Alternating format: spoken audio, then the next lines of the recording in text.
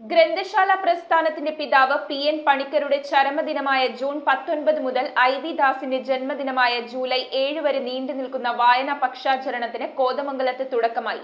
Library കൗൺസിലിന്റെ ആഭിമുഖ്യത്തിൽ Cheruvattoor government model higher secondary സ്കൂളിൽ നടന്ന താലൂക്ക് തല ഉദ്ഘാടനം എം.എൽ.എ. ആന്റണി ജോൺ നിർവഹിച്ചു.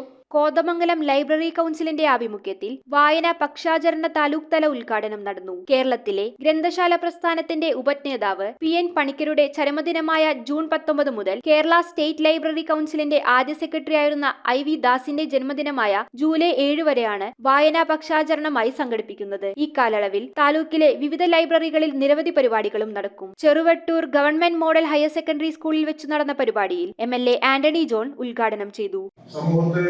പ്രത്യേകിച്ച് പുതുതലമുറ ഇങ്ങനെ ഒരു ക്യാമ്പയിൻ സംഘടിപ്പിക്കുമ്പോൾ മറ്റേതെങ്കിലും ഒരു മേഖലയിലോ അല്ലെങ്കിൽ ഏതെങ്കിലും ഒരു ലൈബ്രറി കേന്ദ്രീകരിച്ചുകൊണ്ട് കുറെ മുതിർന്ന ആളുകളെ പങ്കെടുപ്പിച്ചുകൊണ്ട് നടത്താനല്ല ലൈബ്രറി കൗൺസിൽ തീരുമാനിച്ചത്.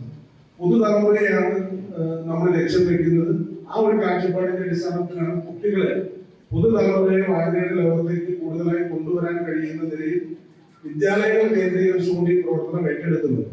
Library council president K O. Kuriakose അധ്യക്ഷനായിരുന്ന ചടങ്ങിൽ library council secretary Manoj Narayanan സ്വാഗതം പറഞ്ഞു. സംസ്ഥാന ലൈബ്രറി കൗൺസിൽ അംഗം C P. Muhammad, school principal Nayana Das, advocate Suresh M. Kumar, PTA. President Ramla Ibrahim, PTA. അംഗം കെ.എ. യൂസഫ് എന്നിവർ സംസാരിച്ചു. Iramalloor library president M M. Kunjimoideen നന്ദി പറഞ്ഞു. പരിപാടിക്ക് മുന്നോടിയായി കുട്ടികൾ കവിതാലാപനവും നടത്തി. News bureau, Kothamangalam.